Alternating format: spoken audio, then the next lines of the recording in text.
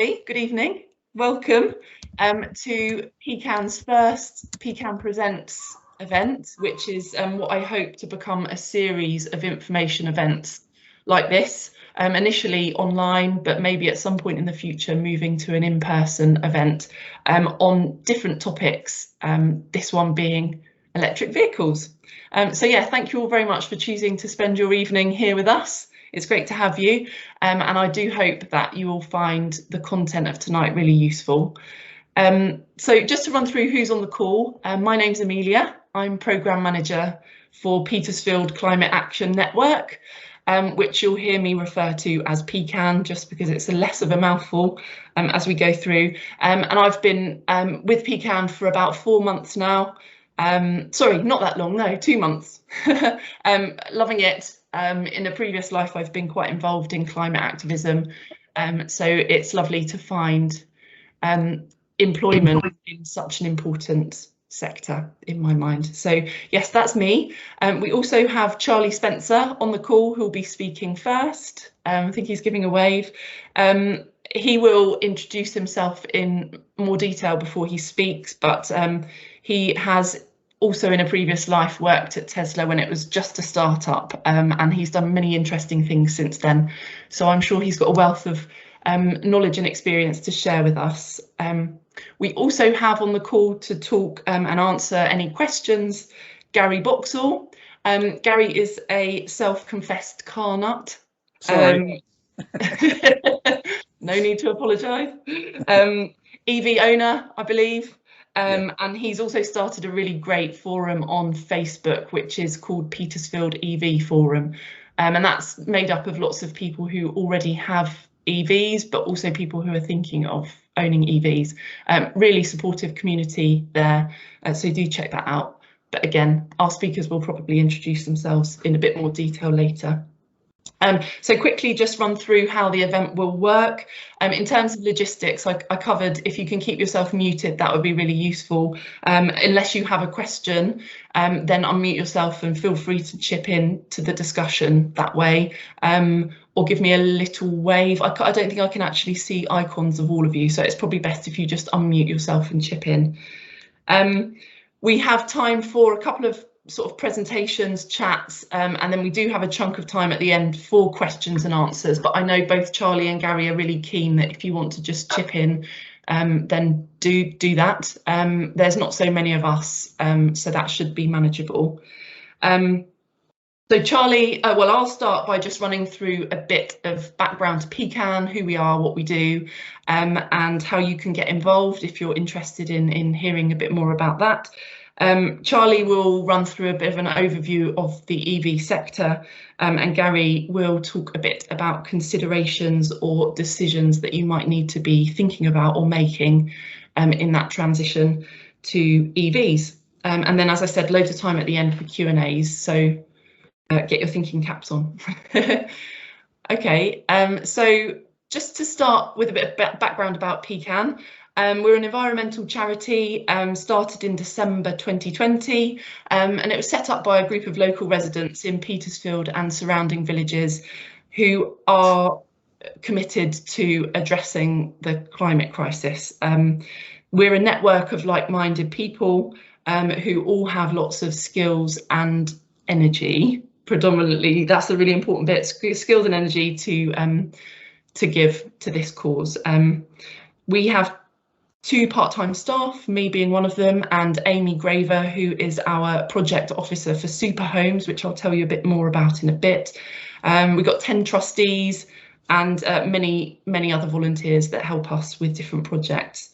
Our base is about 300 supporters. We're always looking to grow that, so any ideas or recommendations that you can make to your friends or people you know might be interested locally, then please do. We are funded at the moment by the National Energy Foundation and the South Downs National Park. But again, work in progress, so we will need to be looking at other future funders as well to keep us going. In terms of our vision, we want Petersfield to become carbon neutral as quickly as possible, and we also want to restore and protect our local environment. Apologies, the text has gone slightly wonky on that slide, so you can't read it. But yeah, we hope to restore and protect our local environment. In terms of how we do that, we lead and support decarbonisation and nature protection projects within the community. And there's just a few examples on the screen there of what kinds of things we've been up to recently. We run information and education outreach events like this one. We've been quite involved in the East Hampshire COP event and the work that went in before that. We are currently trying to work more closely with businesses, small and medium enterprises within Petersfield, to see how we can best support them to decarbonise, to look at alternative power sources, things like that. So that's sort of a work in progress at the moment. A few campaigns that we've run locally, one around valuable verges, which you might have heard about, where we are trying to advocate that our verges, or the safe ones, the ones that can be left, are left and not mown as regularly to allow flowers to bloom, therefore aiding pollination. We also are campaigning. In fact, there was a meeting this evening on pesticides with Petersfield Town Council. So that is to try to stop them from spraying, particularly in areas of community areas and playgrounds where children might be playing. So we do work closely with the town, district and county councils. We try to bring our knowledge and expertise to them, and we try to hold them to account on their climate promises. So yes, that's a big bit of work, and it's ongoing. And then we do direct decarbonisation projects. Our flagship project at the moment is Super Homes, and I'll just very quickly tell you about that. It's essentially helping residents to retrofit their home and look at alternatives to boilers, not just that, but look at the basics like draft proofing, insulation, and their windows and doors. And what the project actually does is it matches a resident or a homeowner up with a retrofit coordinator who will visit the property, and over the course of that visit will compile a report on the property, but in conjunction with talking to you as the owner about what your aims are, what your goals are, what your budget is, and as a result of that meeting you will get a plan, a retrofit plan, which PCAN can then support you in implementing. So we're looking for lots of homes within Petersfield and surrounding areas that might be interested in starting that journey. Check out our website if you want a bit more information. We are also recruiting at the moment for that project, a marketing officer. So it's a part-time role, but if you do know anyone within your networks that might be interested in a marketing role for a home retrofit project, then we do have one going. So check out, that's all on our website, the information about that. But I just wanted to let you know that's currently live. We're also currently running a fruit trees project. So if you have space in your garden, we would love to give you a fruit tree to plant there. And again, on our website, there is a page about trees and you can learn a bit more about it there. There's a small contribution that the resident would have to pay, and then East Hampshire have given us a grant to pay the rest. And we're also in the early stages of exploring community energy and what that might look like in Petersfield.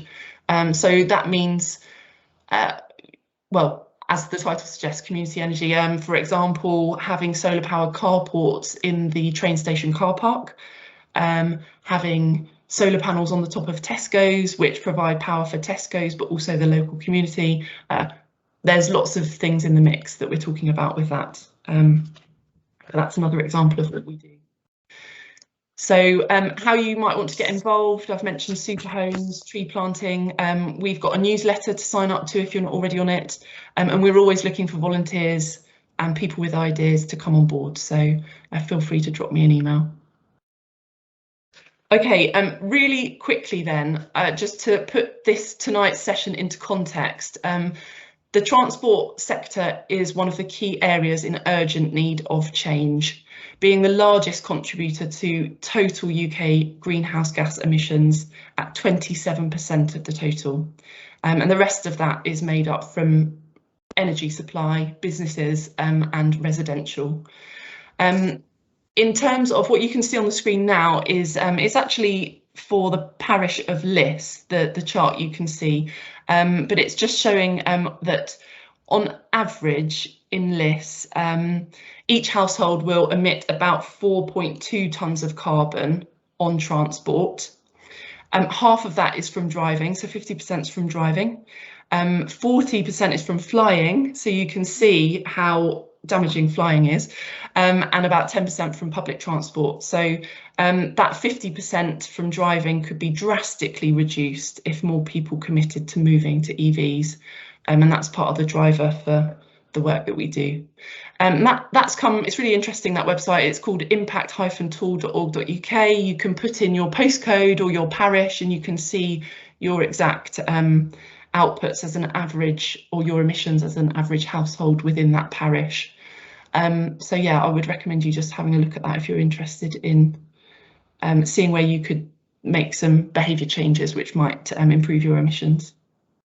And then the other thing that's relevant, I just wanted to tell you about, that we've been involved in, is the East Hampshire COP26 event. So that was an event that some of you may have attended, but actually there was a really big bit of work that went on before the event, and that was to form 3 working groups of experts, one on buildings, one on land and agriculture, and one on transport. And some of our PCAN members sat on that working group on transport. There's lots of recommendations from that group that have gone directly to East Hampshire. Some of the recommendations are for individuals, but lots of them are for the council themselves, and that it's also highlighted some national government recommendations. So I would recommend having a look at that. Some of the really simple things that were recommended in terms of our individual actions are things like travelling less, especially reducing flying and long distance travel by car. Obviously using internet communications when feasible, adopting a less travel intensive lifestyle. So although this is about EVs, we're very keen to promote active travel and actually just ditching the cars as much as we can and getting on our bikes or just walking out the front door. So yes, what are some of the others on there? Using public transport when practical, although we understand and we've asked the council that there's many things they could do to improve that. Driving more slowly on major roads could save you up to 15% of your fuel consumption. Just to give you a few tips in the interim before you might go on to EVs. But yeah, there's loads more about that transport action group and the group's final report and recommendations that have gone to East Hampshire if you want to look it up on our website, which I would recommend doing.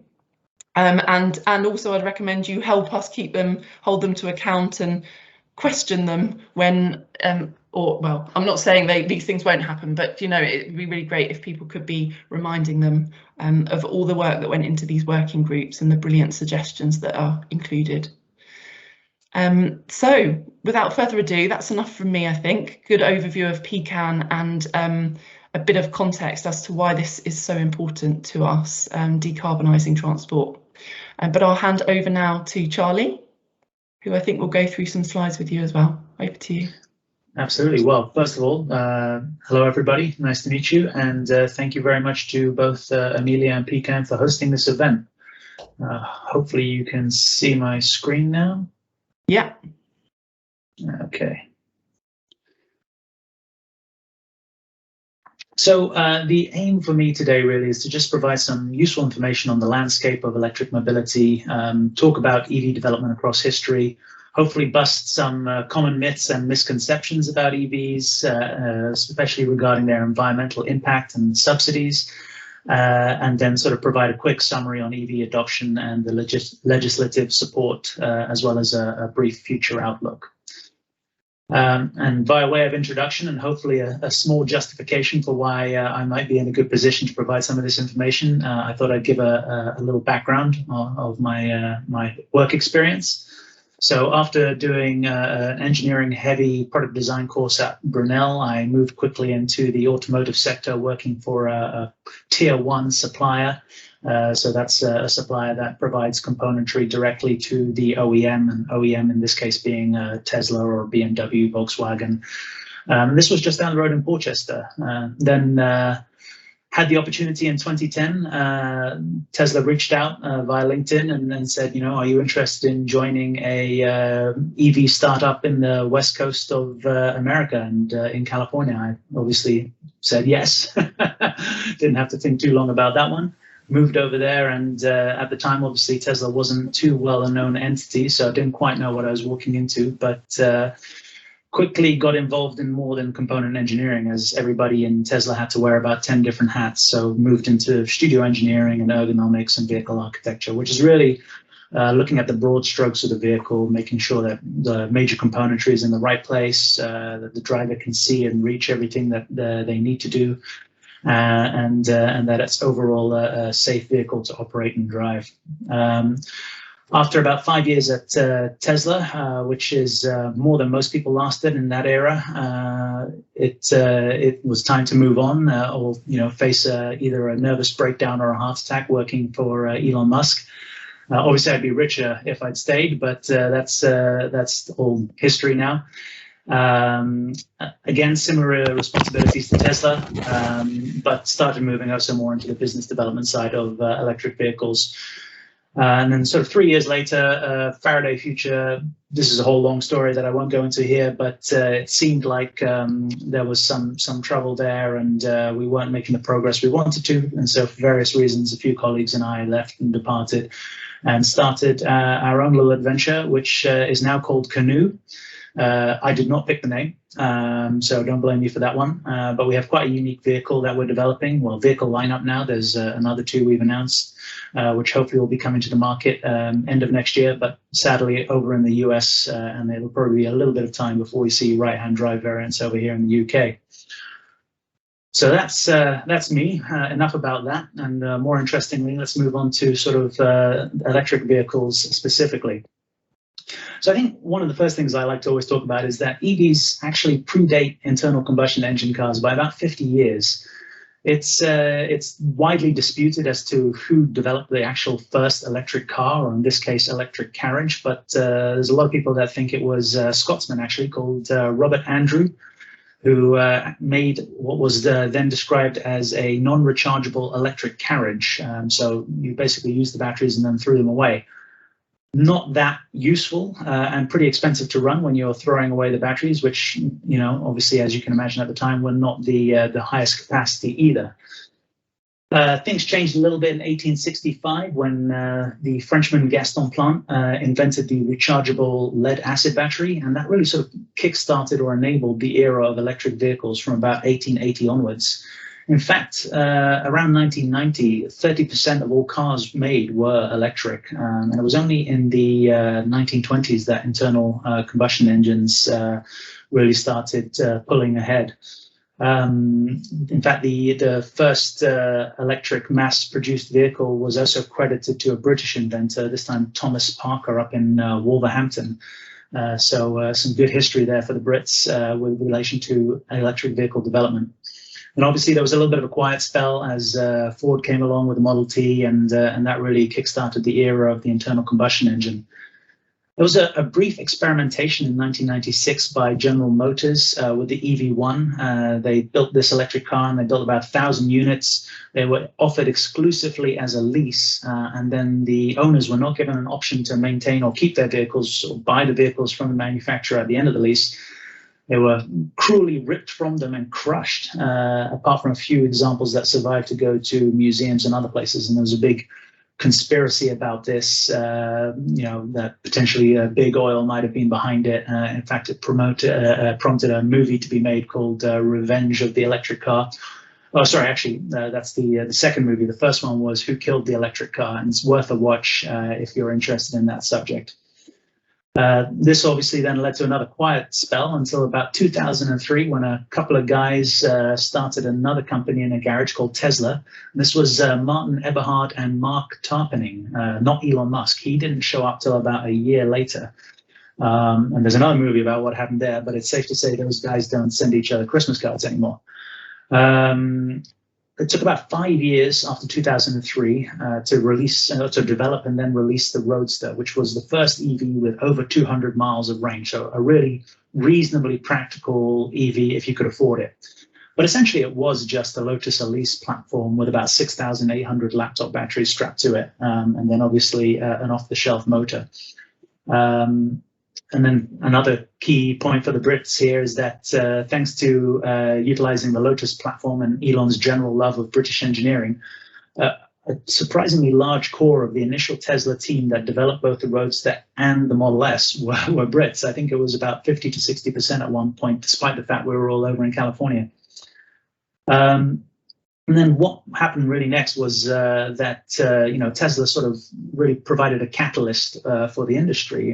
Carlos Ghosn, who was in charge of Nissan at the time, credited Tesla for sort of motivating them to get on with the EV mission and produce a competing vehicle. And they had what was really the first mainstream EV, which was, of course, the Leaf, which was released in 2010. It's been well over 500,000 units sold now to date, and it was actually the most popular EV up until 2019, when it was finally overtaken by the Tesla Model 3. And then 2012, which was the Tesla Model S launch, the first car I worked on, proving that, of course, an EV could be both desirable and practical, though not yet that cheap, which is obviously what we worked on after that. Next, I'd just like to cover some very rough information about the EV. So apologies if this is all common knowledge to you all, but I thought it would be a good idea to just get everybody on the same page for the terminology used for the rest of this discussion. And then hopefully, there's a few things here that some people might find useful information. So obviously, the most important thing about the electric vehicle is the battery. And this is generally referred to as the high voltage battery, because you'll still have your standard 12-volt battery for the non-powertrain system. So your infotainment, your interior lights, all that kind of stuff just runs on a normal 12-volt series circuit with which is powered by a standard 12-volt car battery. The high voltage battery is what exclusively powers the powertrain. Its capacity is generally always measured in kilowatt hours. And a kilowatt hour is simply a unit of power over time, power and time. So, for example, if a hairdryer has a power rating of 1 kilowatt and you use it for an hour, you would need a 1 kilowatt hour battery to supply that hairdryer. Most EV batteries range between sort of 400 and 800 volts. 400 was where it all started, and now they're pushing higher and higher because obviously at higher voltages you have better efficiencies. I'm sure anybody that's done physics remembers power equals current times voltage. So if you increase the voltage, you get more, PIR I'm thinking of. You lower the resistance, which means that you get more current for the same amount of voltage. Also means better overall transfer efficiency and things like that across the whole system. Now, the battery pack will consist of the battery cell. Now, this is different for every electric vehicle. Some vehicles use battery cells that look very similar to the typical AA's or AAA's that we see in our day-to-day life. The Teslas, for instance, they use an 18650 format, which is the same thing used in many laptops. Others will use things called pouch cells, which are much larger. They work better for smaller batteries because they're able to provide higher voltage with a smaller number of cells. When you group all these cells together and link them in a series and parallel combination to achieve the desired voltage of the battery pack, they call that a battery module. So a battery module consists of battery cells and may contain also the battery management system. So if a vehicle has multiple modules, sometimes the manufacturers like to monitor those individually. And so they'll have a battery management system on each module, and all of those go inside the battery pack. So obviously various hierarchies there. And the battery pack may also include a high voltage disconnect, which is very important, so that in a crash event or other safety related event, a pyrotechnic fuse usually will blow and disconnect the high voltage so that first responders and such can safely tear through the vehicle and not worry about it, so we don't get any thermal runaways or other nasty events like that. Batteries tend to like to be kept at a very nice, comfortable temperature and charged carefully to promote long life. If you think about the analogy of trying to fill a small cup of water from a very forceful tap, If you just pour it under the stream, you're only going to probably end up ever filling up the cup half full, because the rest will just be bubbles and flowing over.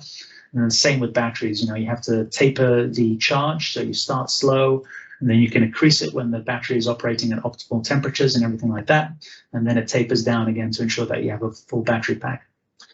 Adjacent to the battery, you have what is known as the onboard charger. So this is separate to what you will frequently see referred to as the wall chargers or charging units that you may install in your home. But the vehicle itself requires an onboard charger to convert the AC input that you get from the standard wall charger or even from standard 3-pin plug into the DC that can charge the battery. Every electric vehicle has a different OBC. And the power of this onboard charger will dictate the time or duration it takes to charge the battery from an AC source. Obviously, then you have the most critical component, which besides the battery, which is the electric motor, which drives the wheels and enables regeneration under deceleration. So that's basically just like all the bicycles we used to have when we were kids, with the little dynamo lights on the front. When the car brakes, it turns the motor into a dynamo, and electricity can flow back into the battery. Some EVs only use regen when you lift off the accelerator. Others blend it into the brake system and don't engage regen until you actually, hit the brakes with a certain velocity. It all depends on what they want to do to promote their driving experience. Anybody that drives a Tesla will be very familiar with the sort of one-pedal driving that is enabled by strong regen, which means that as soon as you lift off the accelerator, the regen engages and the car will actually start to decelerate pretty rapidly. All electric vehicle motors are alternating current or AC, as DC brushed motors are pretty terrible for EV applications because of the power requirements and the maintenance requirements. As they are AC motors, you need another inverter in between the high voltage battery and the motor itself. So much like the onboard charger, which inverts the current, there's a separate one to do so between the high voltage battery and the motor. One other critical component for an electric vehicle is really the thermal system. This is hugely important to EVs' performance and efficiency, and ensuring that the motor and more critically the battery are kept at a cool temperature. Early EVs, like the first generation Nissan and Leaf, did not utilize active battery cooling, and that is why Nissan Leafs that sort of were operated in warm environments, Arizona, places like that in the US. Their battery degradation was pretty terrible, and the batteries faded pretty fast and ended up needing replacing much quicker than in most other EVs. The thermal system comprises of very similar systems to a normal IC, internal combustion engine vehicle, so radiators, condensers, compressors, pumps and fans, and things like that. So they have to have a compressor so that they can keep the battery cool below ambient temperatures, so it's basically like an air conditioning system but for the battery. And then some EVs for cold climates will have a heat pump to increase the battery temperature before charging and things like that.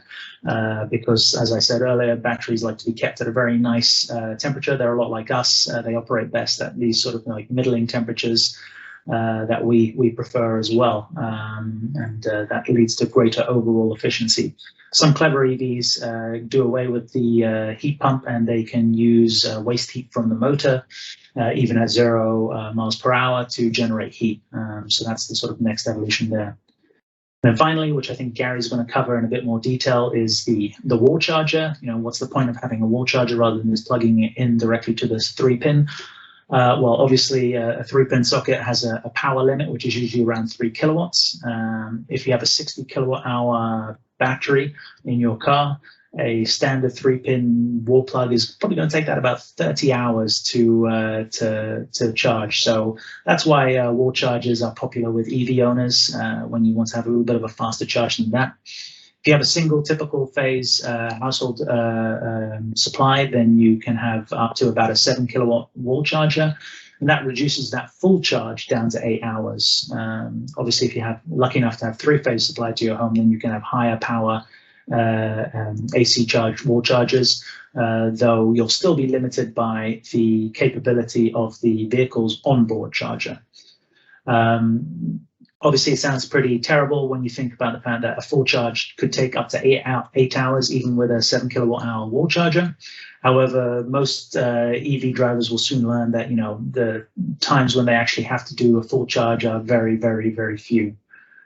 And then obviously when you get away from home, you'll have the option to use high-powered chargers, which basically have the equivalent of an onboard charger built into the charger itself. So they supply direct current directly to the vehicle's battery, bypassing the onboard charger, which is how they get such fast charge speeds. It's just very heavy and expensive, which is why the cars themselves don't carry them all in them.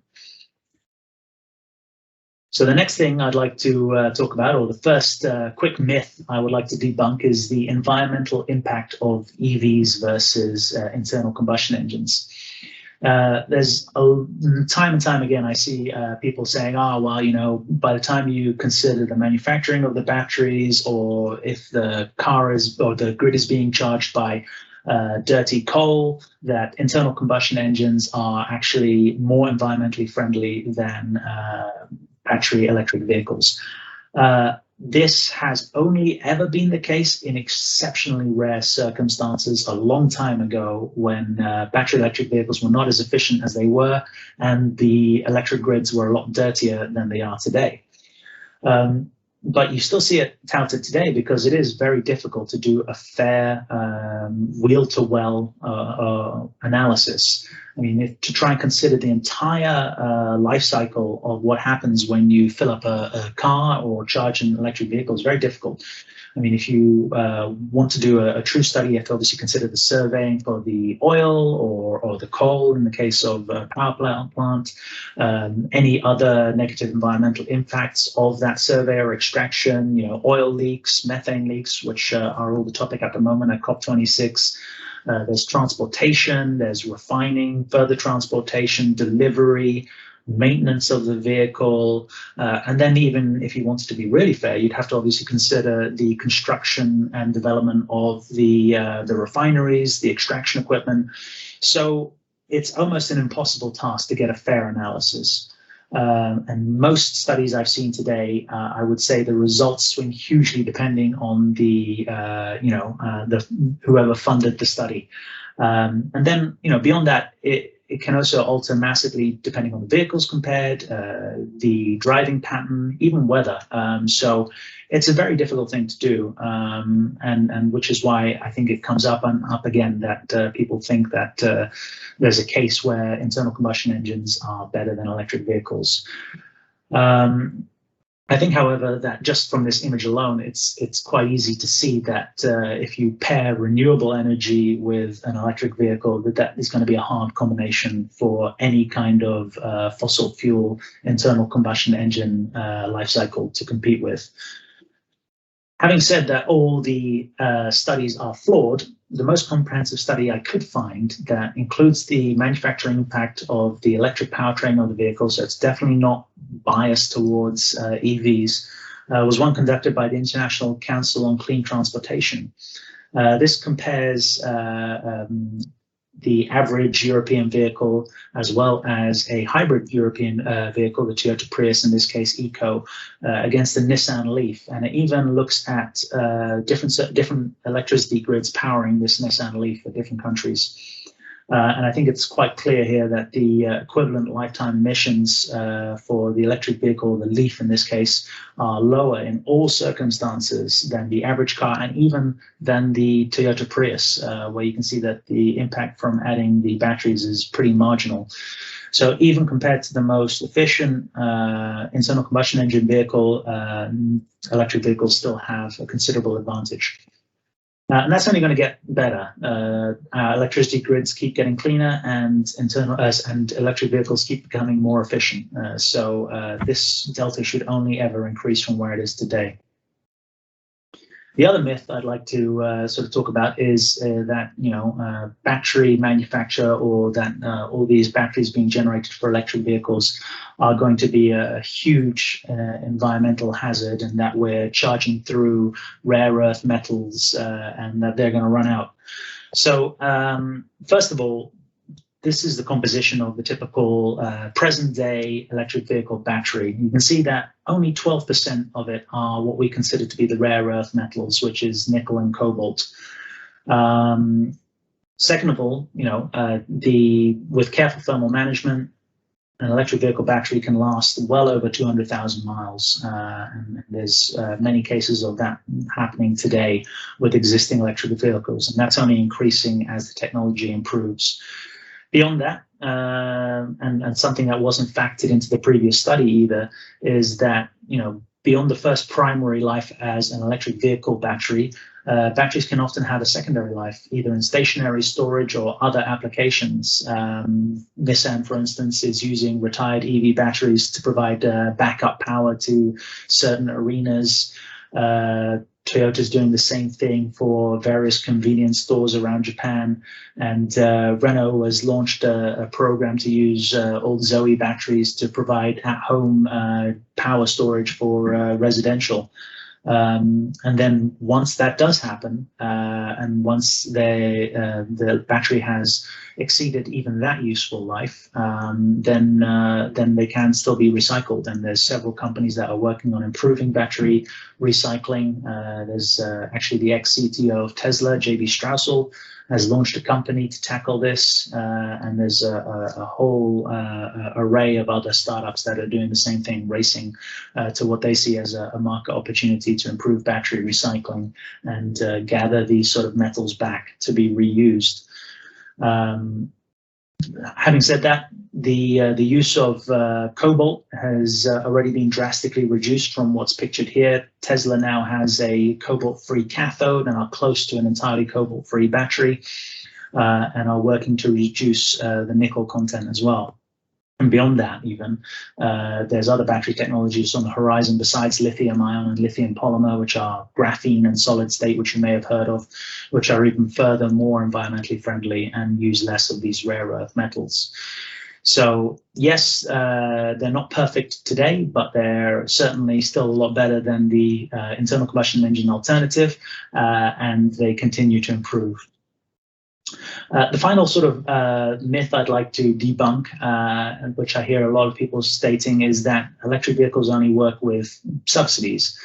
And what they don't really realize is that if you total up all the subsidies provided to fossil fuels and compare that to all of these subsidies made available for green energy, you can see that fossil fuel subsidies eclipse green energy subsidies by quite an amount. 5.9 trillion in fossil fuel subsidies in 2020 versus 500 billion for green energy. And just to sort of make sense of that number, 5.9 trillion a year equates to $11 million every minute of every day. So that's quite a lot of money going towards fossil fuels. So you can see that, if it was a level playing field, I think it'd be fair to say that EVs would probably stand to benefit even more. And given that they are the single biggest contributor to climate change, I think that makes a good case for evening out the distribution of subsidies. You can see this chart on the right, which was produced by the IEA, that states that by 2030, electric vehicle subsidies will increase to about 7% of global subsidies, which is still pretty low in my opinion, considering that at that same time frame, they still predict fossil fuels to be receiving 35%, which is a bit of a shame in the midst of a climate crisis. Yeah, for anybody that says that electric vehicles are not viable without significant subsidies, you can remind them of the fossil fuel subsidies currently being made available. And moving on to more positive topics. So I think it's fairly well known now that electric vehicle popularity is increasing quite considerably. You can see that, in terms of millions of units or millions of vehicles being under 1 million in 2011, we're now well over 10 million in terms of EV passenger car stock. And that seems to be a sort of exponential growth, and we expect it to continue growing. So what's obviously driving that growth? Well, first of all, I would say the availability of electric vehicles. From having about 2 different models available back in 2012, there's now well over 40 available for the passenger consumer market. And then, of course, a significant drop in cost. The technology is becoming more mainstream and more accessible, more advocates in place to sort of talk about electric vehicles and make people feel comfortable. The increased performance of electric vehicles means also there's more range, and an improving charging infrastructure means there's less cases of range anxiety. And then, as we all know, there's increasing pressures from climate change, which is driving legislation and causing society to look for ways to help reduce their carbon emissions. So just going back to cost quickly and sort of talking about how things have changed in the electric vehicle market. Well, obviously, what's driven that drop in cost primarily is just the traditional economies of scale. With greater manufacturing efficiency and spreading development costs over a large number of vehicles, as well as having more purchasing power with suppliers and evolving that supply chain, battery pricing and electric vehicle pricing in general has gone down considerably. And of course, the batteries are the largest cost factor when it comes to an electric vehicle, as anybody who's bought a new battery for their phone or any other piece of equipment knows. Batteries are expensive, but you can see here that compared to 2010, when the average price of 1 kilowatt hour of battery was well over $1,000, we've already reduced that tenfold and are now down to about just over $100 a kilowatt hour. And in fact, that's, I think, a conservative estimate from Bloomberg. I happen to know that Tesla are already beating that. So we can expect to see battery price keep coming down, which will, of course, drive electric vehicle price down considerably. And just to sort of prove that point, now I apologize, this is a study from the US, so the prices are in dollars, but I think the same holds true over here. For a lot of vehicles, there's already solid evidence that over a 5-year period, EVs are considerably cheaper to own than their internal combustion engine equivalents. The expected purchase price is still slightly higher in a lot of cases. However, there's several models out now where their internal combustion engine equivalents are actually cheaper even from the purchase price get-go. The website I've been using here is one called PG&E. I highly recommend it if you're curious about comparing costs for different vehicles. And the example shown on screen is looking at a Tesla Model 3 versus BMW 330. Obviously, being a US calculator, vehicle costs are lower, but petrol costs over in the States are obviously cheaper. So that makes the 5-year total cost of ownership comparison more favorable in the UK, where petrol costs will be higher. And again, just like the sort of environmental impacts I was talking about earlier, I expect that this delta between cost of ownership will only improve in electric vehicles' favor rapidly over the next few years. So just to reiterate again that transport is the largest contributor to climate change, and this is, of course, driving significant legislative support for electric vehicles. The UK government has actually announced 2 initiatives or published 2 large papers to cover what they intend to do to tackle this problem. The first of that is the net zero strategy, which sort of covers all different sectors, and then there's the 2035 delivery plan. We'll make sure to get these links out to you for anybody that has interest. But if I'll just pick out the highlights for both of these. So the net zero strategy regarding its EV commitments only, and obviously, like I said, it covers a lot of different sectors. They're committing to providing £620 million in grants for electric vehicles and charging, £350 million to help transition from petrol via the Automotive Transformation Fund. So that's funding startups and things like that that'll help that transition. As I think has made the news quite prolifically, there'll be a ban on new internal combustion engine car sales from 2030 onwards. There's going to be minimum zero emission vehicle commitments for manufacturers. And the one that has me excited is ensuring the UK's charging infrastructure network is reliable, accessible, and meets the demands of all motorists. Because having experienced the electric network, the charging network over here, I'd say at the moment it's not the most pleasurable experience, considering how fragmented it is and how often the chargers are inoperative and have clunky, difficult to use UIs with fragmented payment systems. So there's a lot of money being pumped into that, which I'll go more into in a sec, but just to sort of galvanize their commitment, the UK have come up with their own new charge port design, which is the image on the right. There was a collaboration with the Royal College of Art, I believe, and the aim is to make this as a ubiquitous and famous design as the post boxes and telephone boxes within the UK. I think we're probably a little way away from that, but it's nice to see effort being made. And the 2035 delivery plan, which is more focused around the electric vehicle mandates and the 2030 cutoff, goes into even more commitments. So there's a total of 1.3 billion earmarked for charging infrastructure within this plan, which is going to focus heavily on renters, leaseholders, and people living in flats, which are currently poorly represented and have a lot of difficulty in owning an electric vehicle. They've committed to 2,500 high-powered charge points across the strategic road network by 2030. 6 rapid chargers at every motorway service area already by 2023. And again, improve the charging experience. So things like single payment metrics so that they're easier to compare, standardized payment methods, reliability targets, and ease of location. I will say, however, that, you know, even today in 2021, you can see the map on the bottom right of the charge points. A driver is never more than 25 miles away from a rapid charge point anywhere along England's motorways and major A roads. And that's only going to get significantly better. And all of the grants and incentives for EV purchases will continue, ranging from some will phase out in 2022, but many go on through to 2025. So if you want to take advantage of those grants, now's the time. Just very briefly ending on a sort of future outlook. So what does the future hold for the EV sector? Well, I think we can all agree that it's looking like it's trending pretty positively, and that increasing government support on a global basis is only going to drive this further.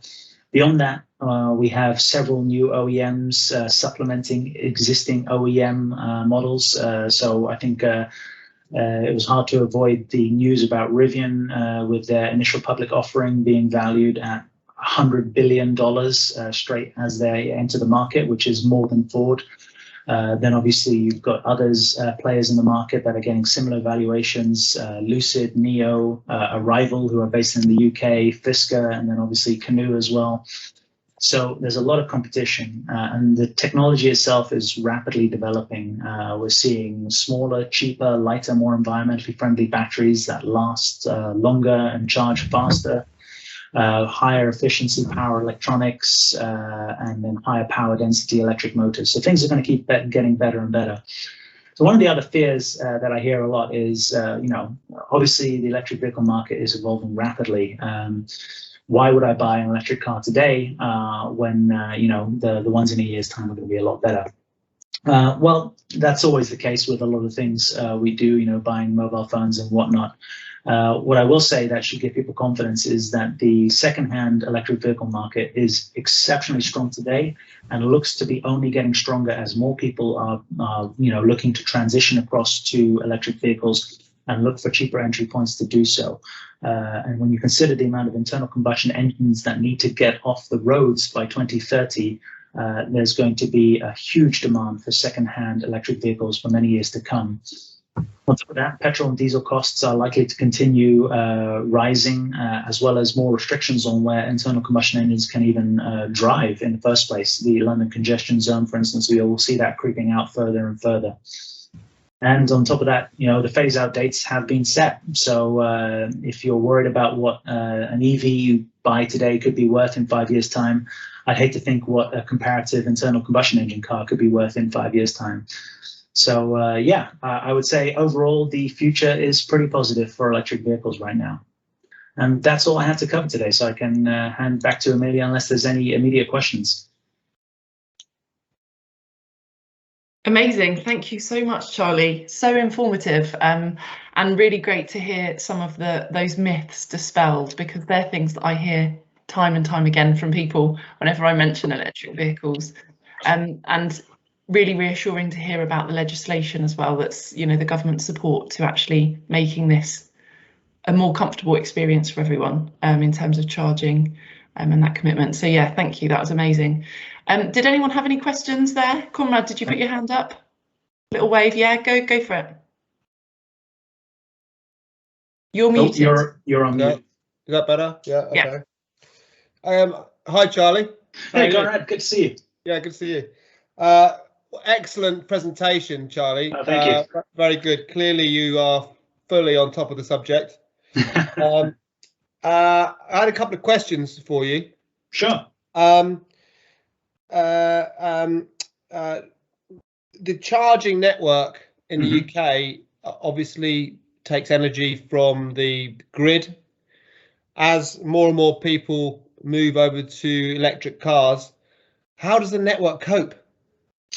Oh, well, I mean, there's going to have to be a combination of strategies in place. I think everybody worries about the scenario where, you know, like with turning on the kettles during halftime at the match, what happens when everybody plugs in at once? But that's pretty rare.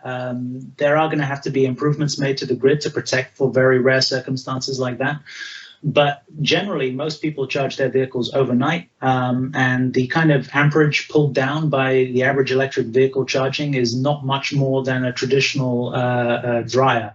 So it's not devastating. It's not too hard to handle. There will have to be improvements made, but considering that, you know, it's not going to be overnight that every vehicle becomes electric, I think it's something that is being planned for and accounted for by energy providers and the government themselves to reinforce infrastructure where it needs to be done. Okay, that's an interesting answer. Yeah, I hadn't thought of it like that. If you're charging overnight at home, it's trickle feed isn't too bad, I guess. Yeah, and one other quick point to make is that modern electric vehicles, they're actually now starting to utilize what is called vehicle-to-grid technology, which is hopefully going to be completely ubiquitous across the whole EV landscape. And what that allows electric vehicles to do is in instances where the grid is struggling, electric vehicles can actually power back to the grid and stabilize the grid. So that's another way that electric vehicles can sort of mitigate any negative consequences of an overcharge scenario. Okay, thanks for that, Charlie. Next question, I can see Joe's had the same idea in the chat there, is that you talked a lot about batteries, but are we not talking about move towards hydrogen fuel cells? So there, I mean, there's a lot of difficulty with the hydrogen scenario. I mean, the typical hydrogen refueling station is about £1 million investment or just over, right? So you're talking about a hell of an infrastructure rollout compared to just putting a few plugs in different places to improve the charging infrastructure. Then on top of that, you know, hydrogen is highly combustible. It's not great to have a big tank of it in a fast-moving car. So added safety, added mass, and then obviously, you know, the actual efficiency is kind of questionable, because for the best form of hydrogen, which is obviously green hydrogen, is generated by green energy or electricity turning water or whatever into hydrogen. And then that hydrogen is obviously has to be transported, it then has to be stored and then pumped into the vehicle and then converted back to electricity. So you have a lot of losses, right? So overall, electric vehicles, battery electric vehicles just are a more efficient, concise solution, require much less substantial infrastructure rollout. And I think that what will happen is by the time that we really get a compelling hydrogen product, that battery technology will be at a point where it's kind of redundant, right? The batteries that will be required will be much smaller, much cheaper, and much quicker to charge. So you could charge an electric battery, for instance, with ultracapacitor technology in moments or minutes, and actually much quicker than would be with hydrogen charging or refueling, sorry. Yeah, interesting point of view. Thanks very much, Charlie. No problem. Thanks, Amelia. No worries. There was just a second part to Joe's question, which is brilliant, actually. And that's, is there a way of knowing how a charger's power is being generated? So would you necessarily know that it was renewables or? Right. Some EV networks have made commitments that all their electricity will be offset from green sources. Others have not. So, unless you look up in case of a public charger, unless you look them up and find out, then there is no way of knowing, unfortunately. But hopefully, that's something that gets addressed. But luckily, the grid itself is starting to get cleaned up for everybody and for all purposes. So. Hopefully, we get into the situation where all or the majority of energy that is publicly accessible via the grid is from renewable sources. And as you saw earlier from the presentation, even in the situation where the grid isn't particularly clean, in cases of the US or some of Germany, in fact, it's still better to use an EV. Yeah, absolutely. Okay, thank you, Charlie. Charles, did you have your hand up to were you waving? You're just muted at the moment. I did, yes. Two quick questions, I hope. One is, from the diagram you showed at the very beginning, you showed the tethered charger connected to a 3-pin plug. Is that right? The tethered charger.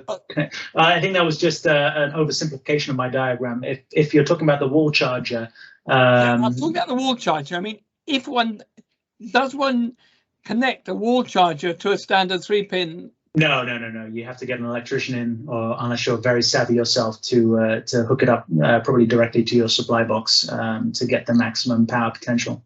Okay. Yeah. And the other question is, you mentioned 2022 as a deadline for grants.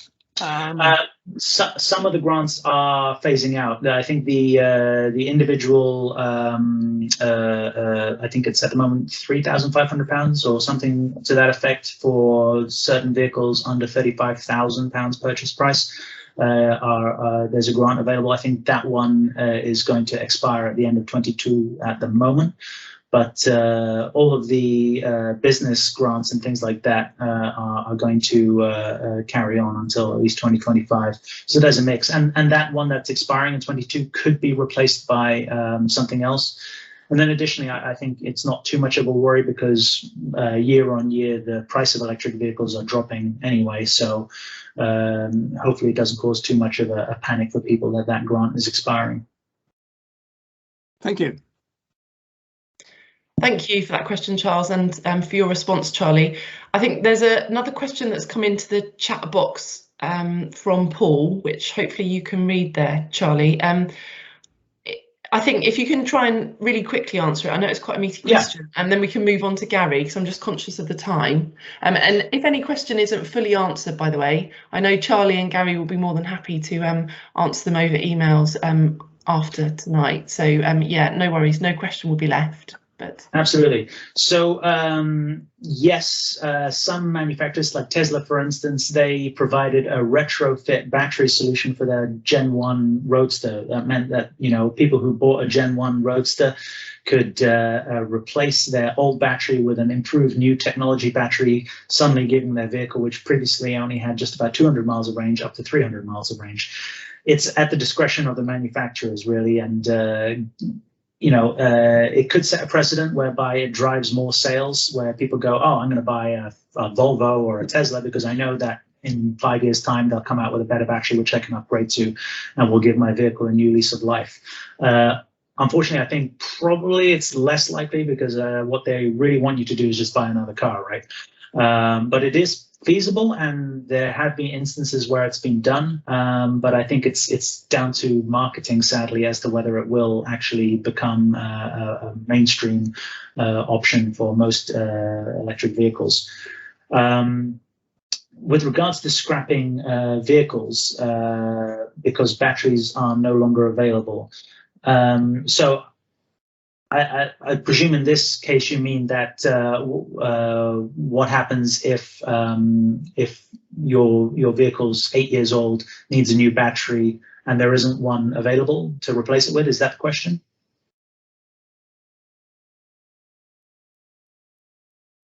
Okay. Well, there's actually laws in place that commit automotive manufacturers to provide a certain percentage of spare parts for their vehicles for a certain period of time, and the battery is just another component that they will have to provide spares and service for. So you have to go a very long time before you have to worry about whether you're going to be able to get a replacement battery, certainly longer than the likely life that you'll have the vehicle. Yeah, that shouldn't be an issue. Great, thank you, Charlie.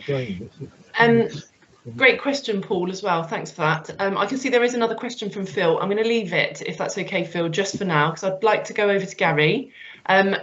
If we've got time at the end, we'll come back to the questions in the chat box, but if not, we'll have to do it over email, if that's okay, and we can publish the answers and the questions at a later date. But I know Gary's got some really great information to share with us about the more practical based questions and decisions that you might need to make when you are thinking of hopefully Charlie's done a really great job at convincing you that EVs are the way forward. Now Gary's going to tell us the next stage, which is what do we need to think about and how do we do it? So yeah, over to you, Gary. Thank you.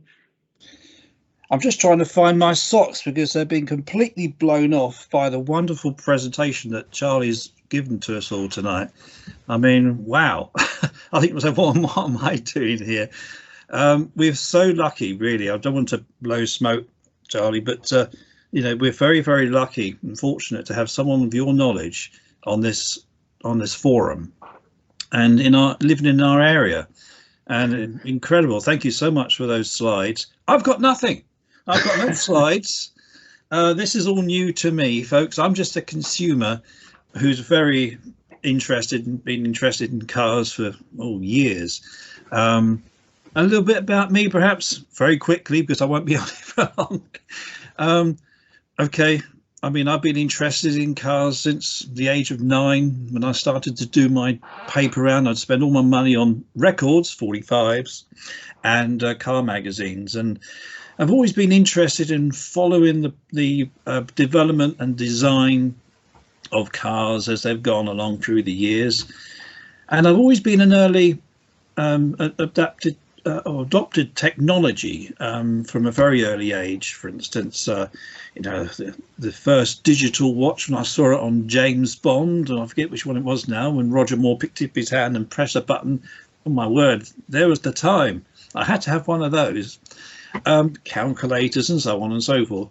Then we come to cars. Well, I've always, you know, had all sorts of different makes of cars.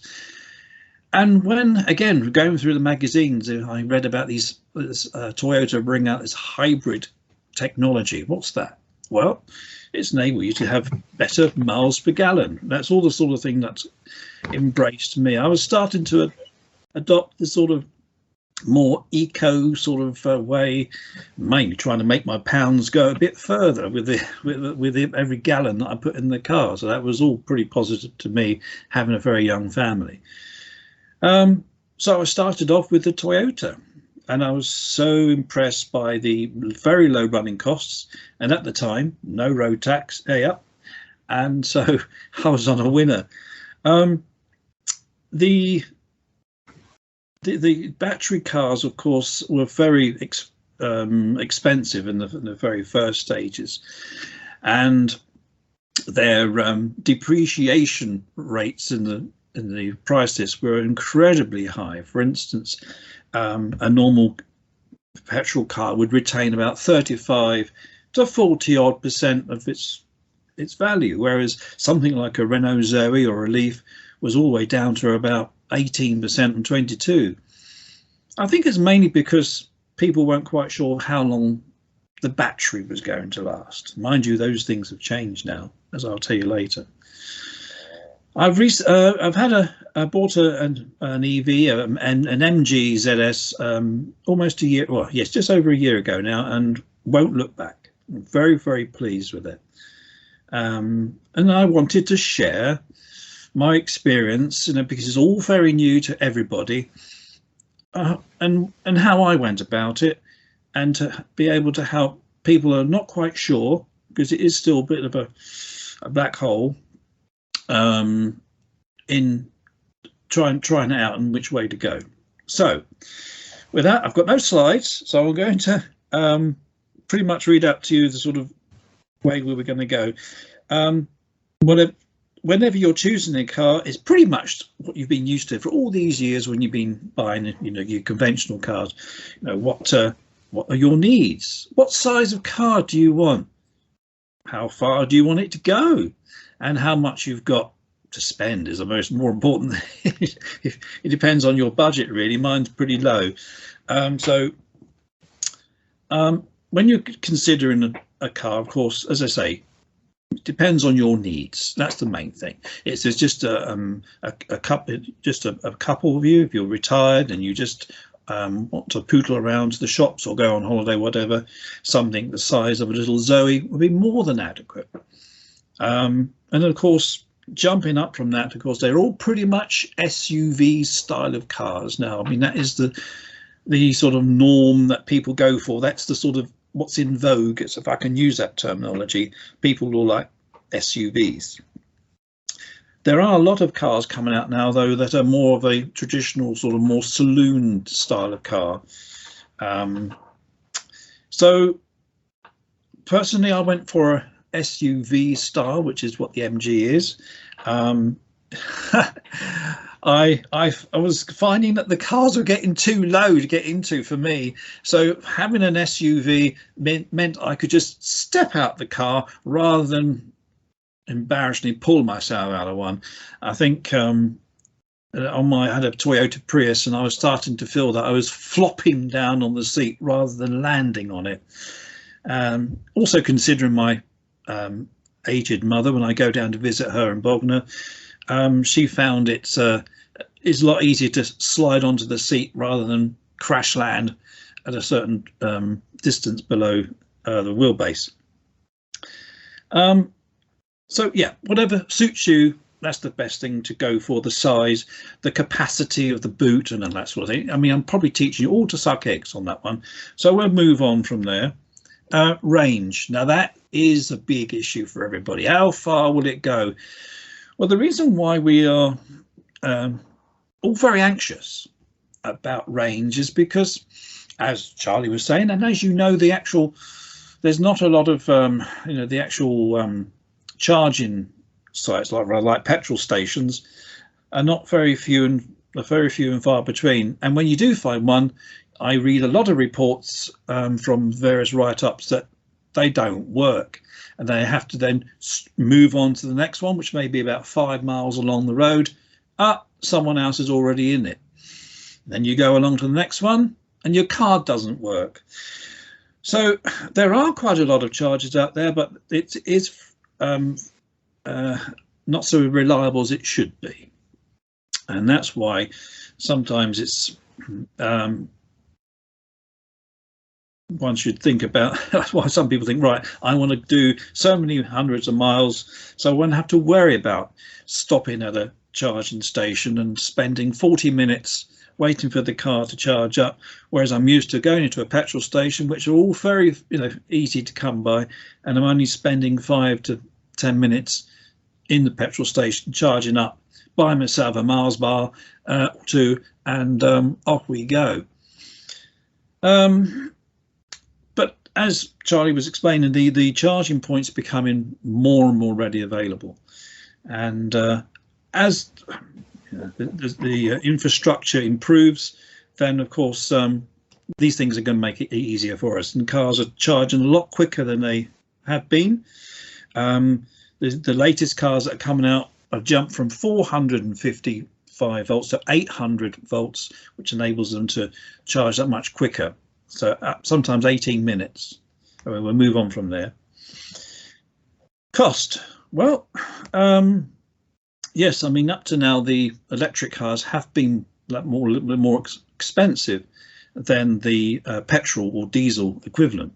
And this is, as Charlie was explaining, was originally down to the cost of the battery.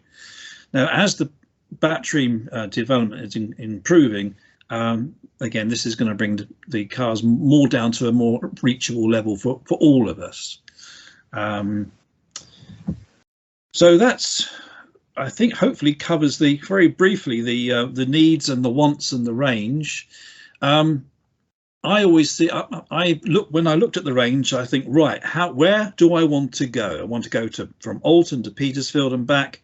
That's 26 miles. I can do that. I can do that 3 or 4 times during the week. Where else do I go? I want to go down to Bognor. Well, that's about 40-mile trip for me. Again, I can go down there. I can take my old dear round to the nursery gardens and treat her to lunch and back again. That's another 10 miles. And I've got plenty to come back to Alton, and also a couple of trips to Petersfield and back. So that does me. The other thing, the longest journey I've done was to go over to the Isle of Wight. Fortunately, I have a place over there, and I was able to plug in the what's called the granny charger, which goes into your 3-pin plug in the house. Now, of course, that takes 11 hours to charge, whereas a wall charger will take about 5 to 6 hours. We'll talk about that in a minute. It was 51 miles to Freshwater, so I had 129 miles left to play with. So, yeah, I can get to the Isle of Wight and back. That'll do me. Again, I don't know. I mean, I can only last an hour in the car, folks. Sorry, and that means I've got to stop.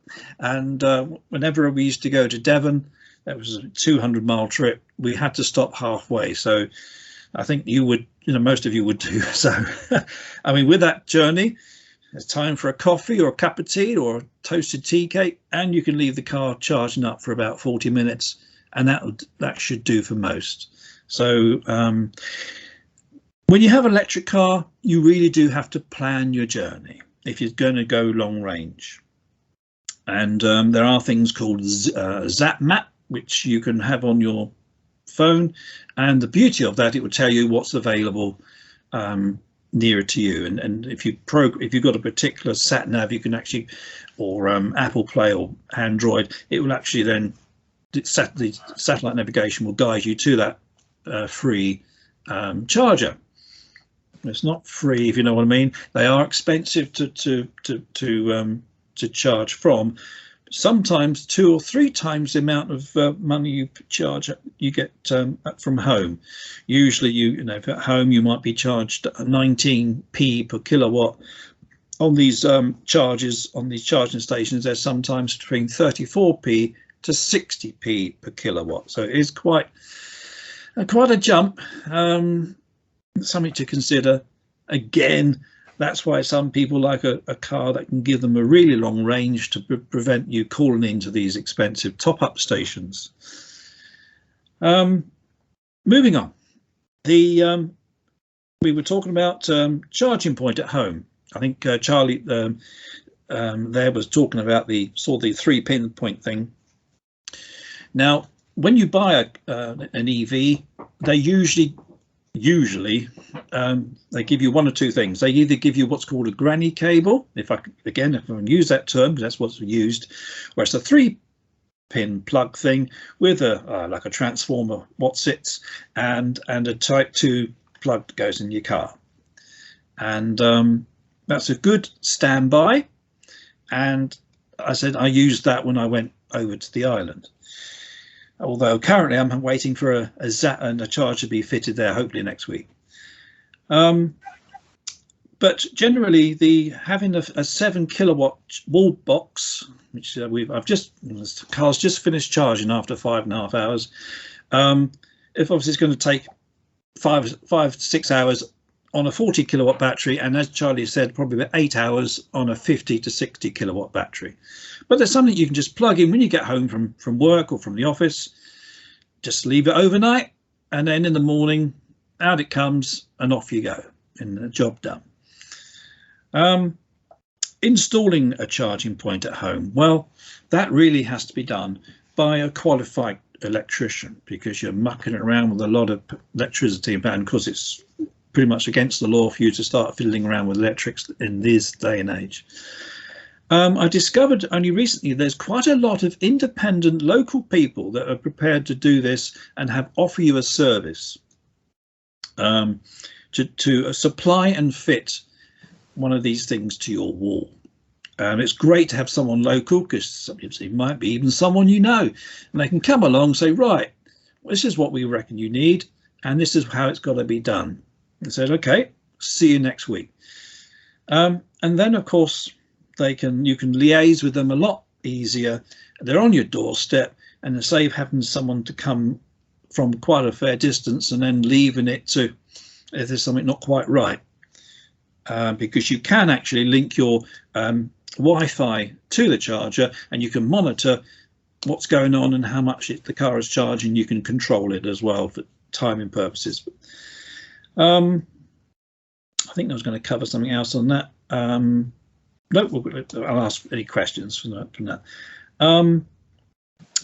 Charging, what is charging available locally? Well, this is important if you actually live in a flat or you don't have access to a drive and things like that. Quite a lot of councils, especially down in Southsea in Portsmouth, are starting to put charging points in lampposts. So if you're fortunate enough to be able to park outside the house and no one's taken that particular spot, you know what it's like, then you're all right. Some people have trailed a extension lead across the pavement and onto the car.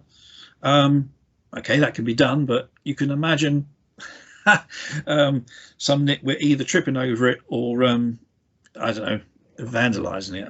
So ideally it's best to have, for it to work fully, is to have your own little parking space on your outside your house and have the charger attached to your wall or somewhere thereabouts. In quite a lot of towns, including Petersfield, there's some charging points there in the Waitrose car park, and that can charge up to 22 kilowatts. So that will be quicker than your home box, although of course you've got to pay for it. But you could have an hour or so or two in town, and it'll be charging up almost 3 times quicker than it would be if you had it at home. So a lot of people, they do live in flats and haven't got the ability of having a wall box fitted. If they rent a house or something from a private landlord, then they will then go along to these places in the car parks and plug in, sometimes all day. So that's the charging side of things. Again, I probably skipped over it very quickly because I'm probably very conscious of the time and sitting here looking as I am. On this particular sheet, finance and options. Do I buy new? How about second hand? Do I lease? And also there's a new thing called subscription. Now let's go back to the beginning. Buying new, of course, well, buying new, you would put it onto a PCP. You might have brought a new car beforehand, and you can get the benefit of the full length of warranty that comes with the car, maybe 3, 5 or 7 years in some cases. And up until recently, the PCP gave you 0% APR. Very handy. And of course, sometimes you get contributions by the manufacturer to sort of give you a little help to get into the market. However, I've learned recently that most of the car manufacturers are now removing the 0% APR, and they all seem to be floating around 4.9. So it's going to be a little bit more expensive to purchase a car on PCP on a monthly basis. So yeah. Charlie did bring up the point about grants,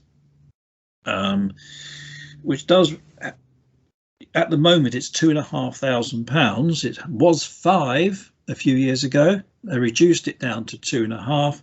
They also reduced the fact that where the price ends at £34,000. Beforehand, you could have brought a Tesla or I don't know, an Audi or something at 50 or 60,000 pounds and still got 5,000 pounds off it. It doesn't work anymore. So that's something else to consider. With grants is also available for your home charger. So when you buy a new or second-hand electric car, the government will allow you to claim, I think it's £350 off of the charger instalment and price. You have to fill in a lot of forms, but there is that help as well. Second hand, well, the beauty with this sort of situation is that second-hand electric cars are becoming very few and far between, because a lot of people are picking them up, and the suppliers they are able to get a very good return on them. I was looking just before we came on Auto Trader, mainly a Zoe or a Leaf you won't go wrong with if you were thinking about trying to get in on the second-hand electric EV market. Let's say, for instance, your budget is less than £10,000. You could quite happily get a Nissan Leaf from a dealer or a Zoe. The thing is that the battery size would only be a 22 kilowatt, which will probably on a good day give you 60 miles, which might be enough for you to do your shopping and your school drops or whatever, or going to see family. But of course, that is quite tight on range. The next price range up is around about £15,000, but that would give you a car which would give you a 40 kilowatt battery, and that will give you around about 160 miles, just to give you some idea. Lease, well, that's sort of, if you're a business, then you can lease a car, and of course you get the VAT back. But another new thing is subscription. Something like Polestar, the sort of Volvo sideline. You could a company called Onto, I think it's called. I did look at this, and you can choose a car you want, and then all the insurance and everything and maintenance and everything else is all included in subscription, but you do pay quite a bit. And if you want a desirable car, you are looking at quite a few, several £100 a month, and that goes way past my budget. And I think I think I've covered most of that. Secondhand, I will just say that back in the old days, when cars were coming on the market, you didn't have garages. You had blacksmiths that used to deal with your car. They would perhaps try giving it a bash with a hammer and giving it a poke with a hot stick to see if it will work. But that was what it was like back in the turn of the century. The stables became workshops and garages, and then they started to introduce petrol pumps, and then of course you had the forecourt. Just a bit of history for you. In 1919 we had our first petrol pump, and that was operated by the AA in Aldermaston, not too far away. So yes, so back in the old days people had problems in trying to find petrol pumps even then, and like we do with EV, but we are blessed better than our forefathers, and when they started on petrol cars. At least we can top our car up outside our house, where you couldn't with a petrol car. Anyway, so that's that. I think I've covered pretty much my little list here. There we go. That's me. As I say, I'm just an enthusiastic, well, I hope it is, a person who wants to try and share one's experience, and I know for a fact that I really do enjoy driving an EV. It's very relaxing. I mean, the fact that even though I was again reading a number of letters and reports in my various magazines, one car test driver said, although they had to struggle in finding a free and available car charger on their long journey that they decided to go for, at the end of the day they still arrived back home completely fresh and relaxed. So what does that tell you? There we go. That's me done. That's amazing. Thank you so much, Gary. Yeah, really good insight into those kinds of decisions, what people need to think through, looking at the second-hand market, looking at the range, that kind of thing. Really useful, thank you. And just another plug for your amazing Facebook forum as well, because if anybody's got really practical questions, then do join that, and there's a whole host of EV owners on that willing to help give their opinions as well. Definitely. So great work on setting that up. Thank you. Okay, I'm conscious of the time. We've got 2 minutes left. I'm happy to stretch it to 5 minutes as long as Teams doesn't kick us out. So throw in your questions, any that we don't get to answer. Like I said, we will make sure that, well, if you email them in to me, then I'll make sure we get some answers for you. But does anyone have any pressing questions right now for Gary?